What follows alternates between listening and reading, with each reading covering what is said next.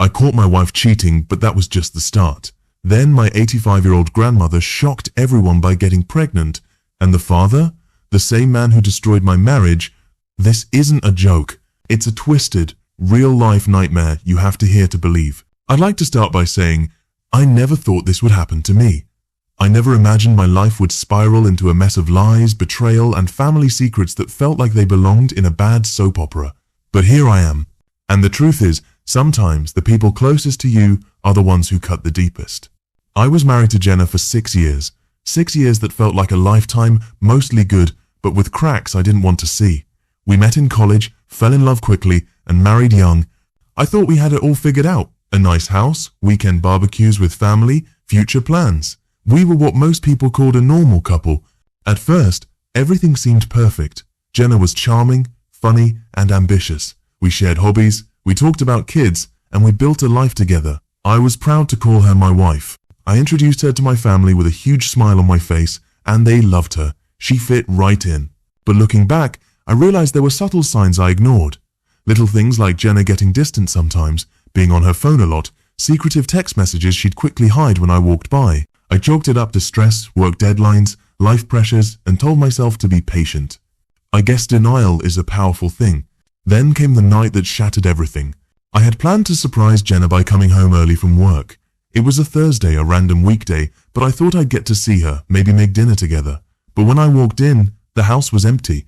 No shoes by the door, no jacket hanging up, no sounds of TV or music. Her phone was on the counter, locked. Normally, she kept it on her bedside table. I felt a sinking feeling. It was like the house had swallowed her whole. I called her cell.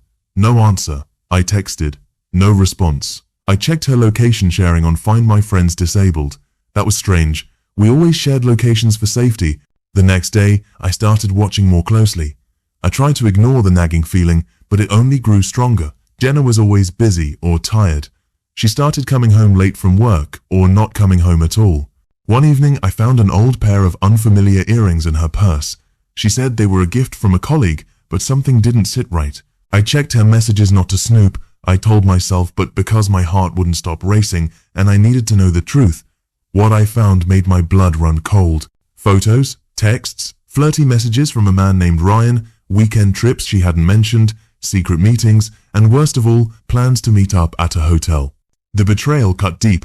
What made it worse was who Ryan was, someone I knew. My own family. Ryan was my cousin. Not a close cousin, but still family. The kind you see at holidays but don't really talk to much. The thought of my wife sneaking around with him, it felt like a nightmare I couldn't wake up from. Every memory suddenly twisted. The times Jenna was working late. The times family dinners were awkward. The whispered phone call she had when she thought I wasn't listening. I tried to convince myself it wasn't true. Maybe Ryan was just a friend. Maybe she was joking. But the proof was all there, photos, messages, receipts for hotel rooms. I confronted Jenna, not like in the movies, no shouting matches or dramatic accusations. I just sat her down and asked. Her face was unreadable, no tears, no remorse, just cold honesty. "You were never enough," she said. Those words hit me harder than any slap. It was like my entire world shattered in a single sentence. She told me she was unhappy, that she felt trapped, that Ryan made her feel alive. I wanted to scream, to beg, to make her change her mind, but she was gone already, emotionally, if not physically. I walked out that night with nothing but a broken heart and heavy silence following me. Friends told me to move on. Family told me to stay strong. But the worst part was the loneliness. I had spent years building a life with someone who'd been lying to me all along.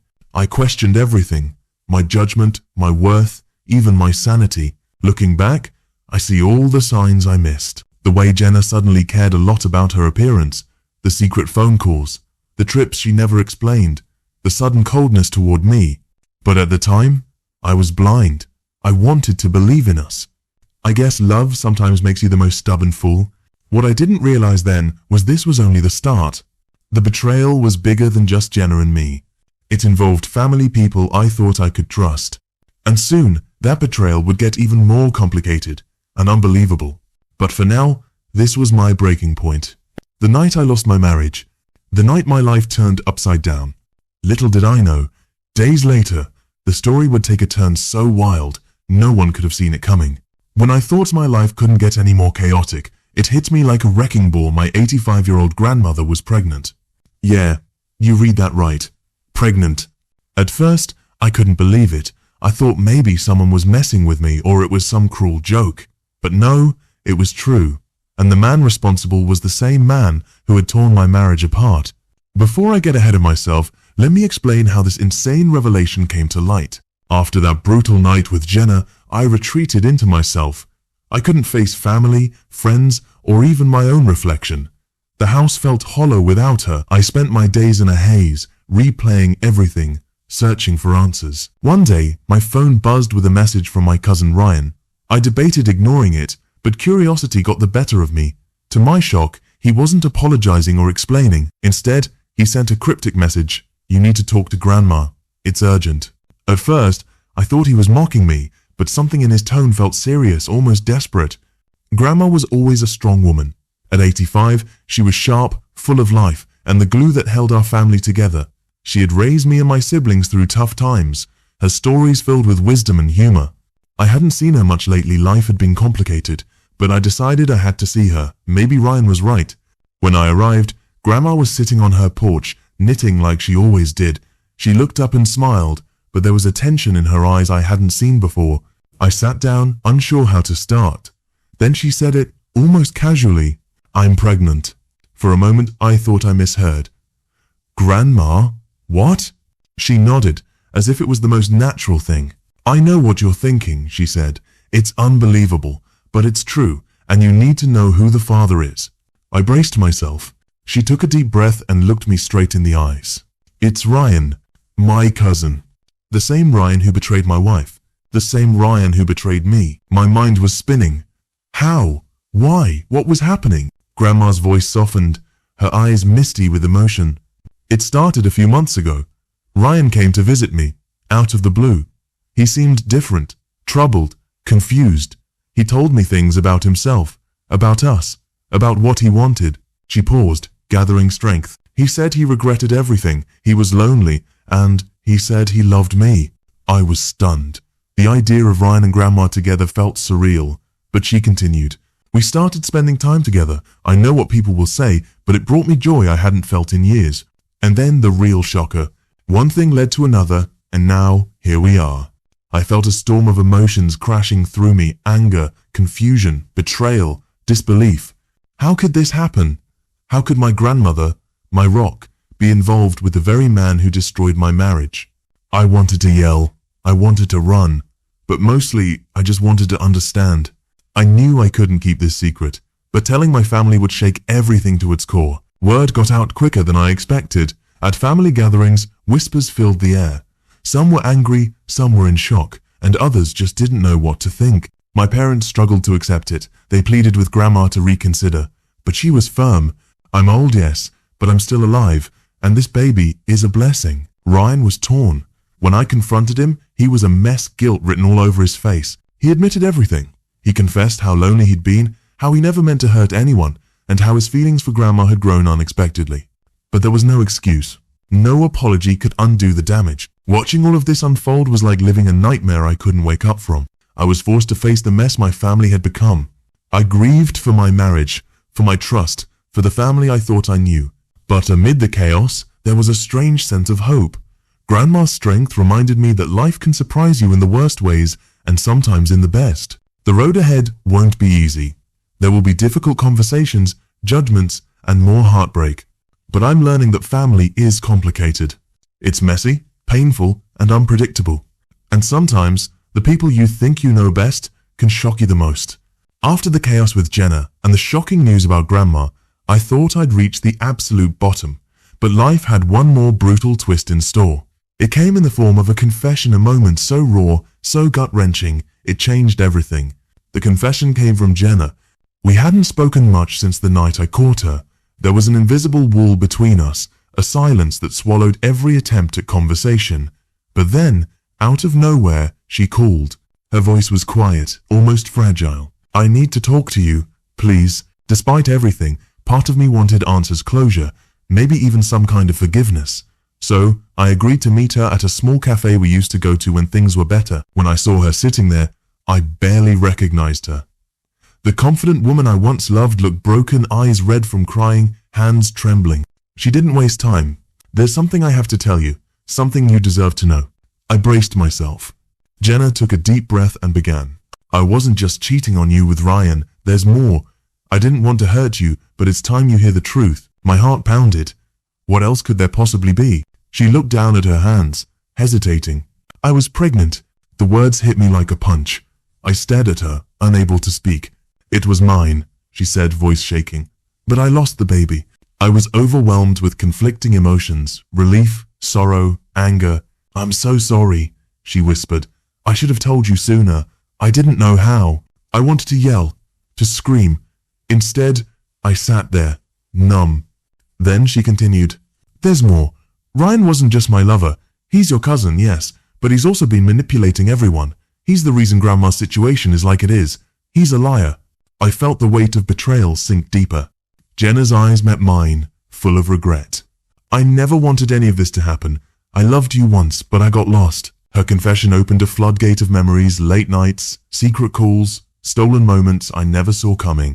I realized then how tangled everything was, how far the deception ran.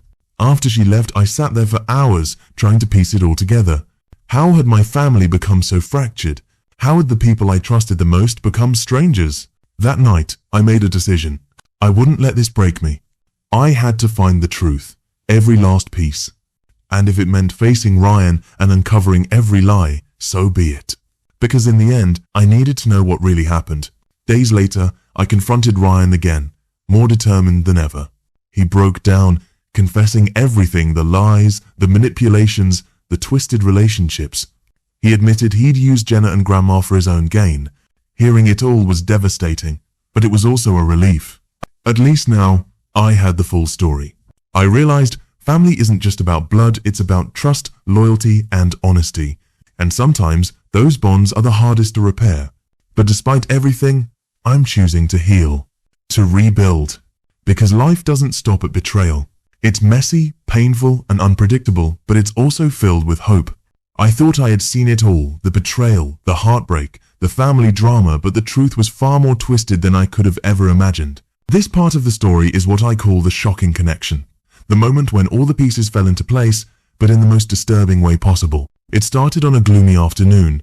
I was still trying to put my life back together after everything with Jenna, Grandma, and Ryan. The weight of all their secrets pressed down on me, suffocating and relentless. I needed answers, final answers, or at least the ones that would explain how my family had become so fractured, so chaotic. I had heard whispers from distant relatives about some old family secrets, but I never paid them much mind. After all, every family has some skeletons, right? But this was different. This was deeper, more dangereux.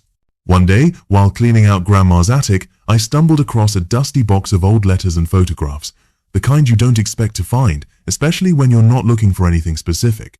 The box was heavy, covered in faded floral paper, and tied with a brittle pink ribbon. It looked like something untouched for decades. Curiosity took over, and I opened it carefully. Inside were letters dated back nearly 50 years, handwritten, fragile, and full of secrets. As I started reading, the first few letters seemed innocent enough exchanges between my grandparents and other family members. But then I found one letter that changed everything. It was from a man named Victor, a name I hadn't heard before.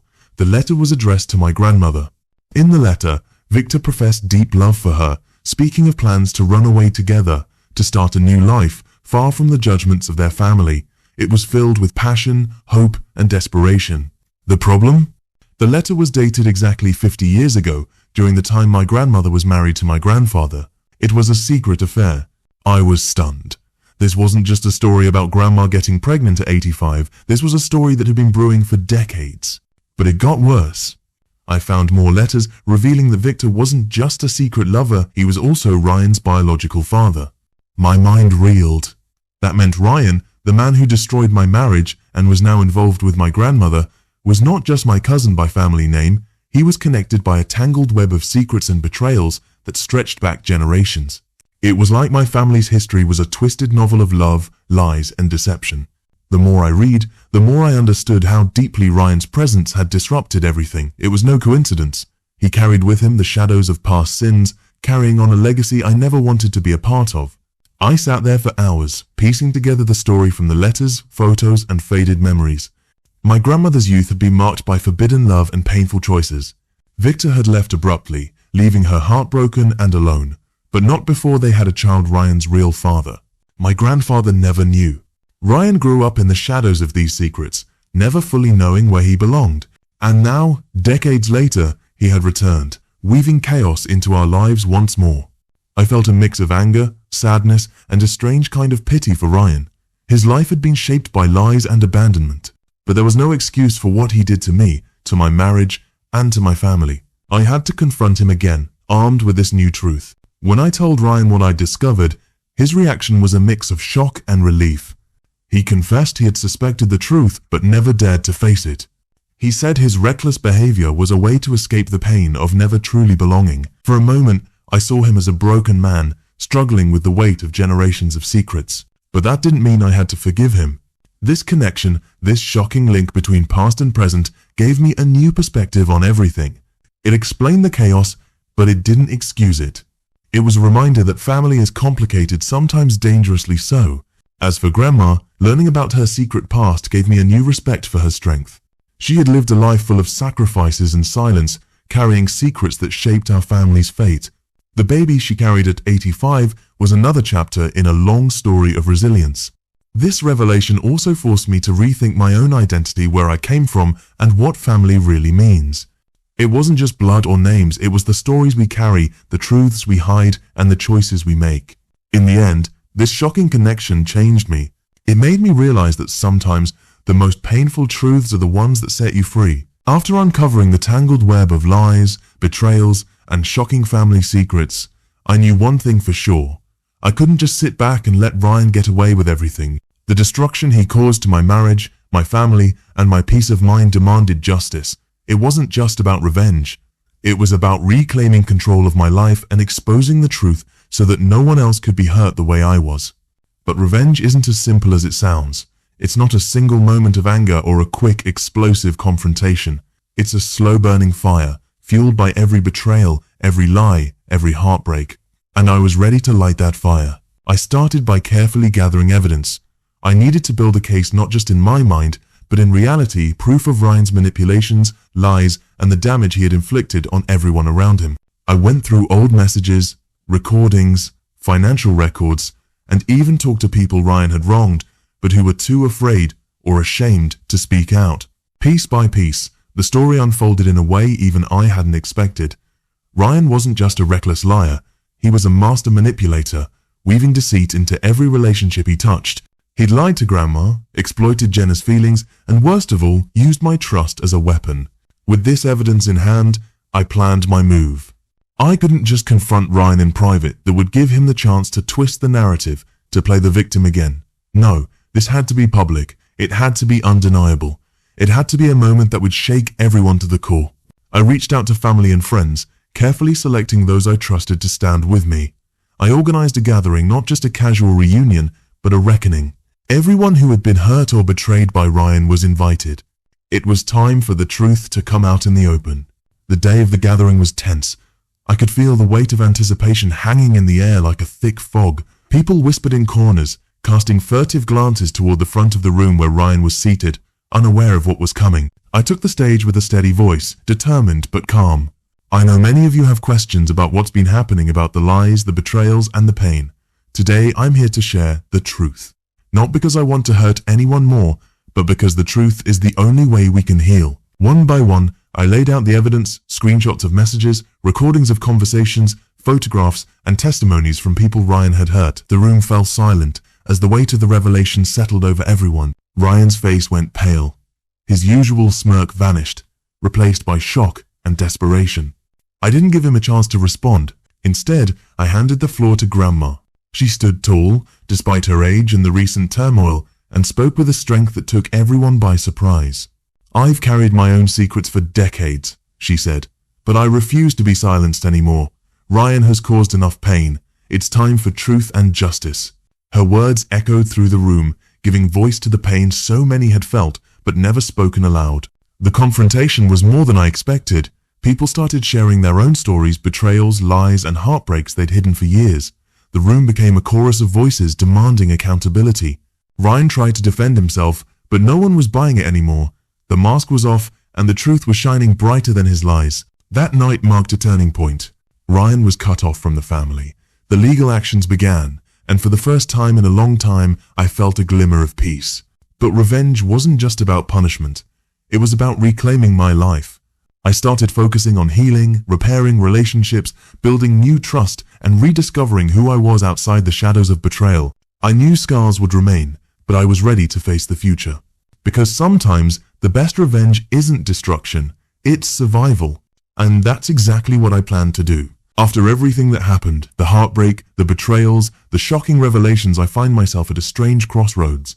It's hard to put into words what this journey has done to me, but I'll try. When I first walked into this chaos, I was broken. My marriage shattered, my family's secrets exposed, and my trust betrayed in ways I never thought possible. It felt like my world was crumbling beneath my feet, and I was left to pick up the pieces alone. But as I stand here now, reflecting on everything, I realize something important.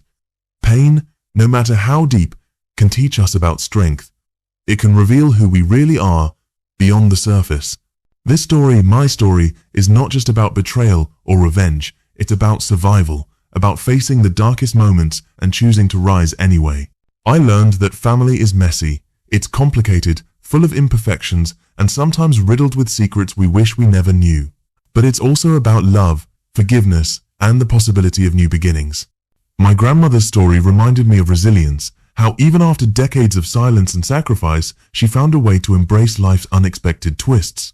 Her courage taught me that it's never too late to rewrite your story, no matter your age or circumstances. Jenna's confession, painful as it was, showed me that people aren't simply villains or heroes.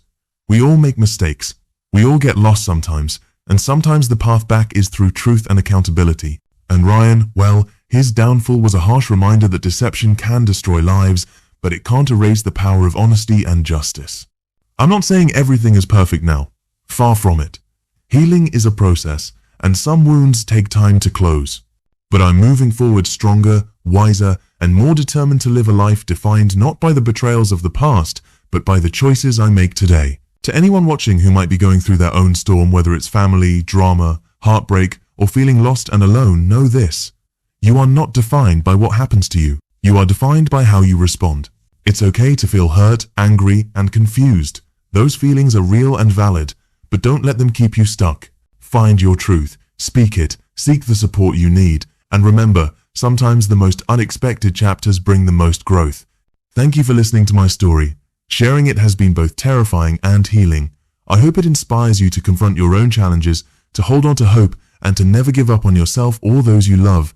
If you found this story compelling, please like, share, and subscribe for more real-life stories that remind us of the power of resilience and truth. And if you have your own story or thoughts about mine, please drop a comment below. I'd love to hear from you.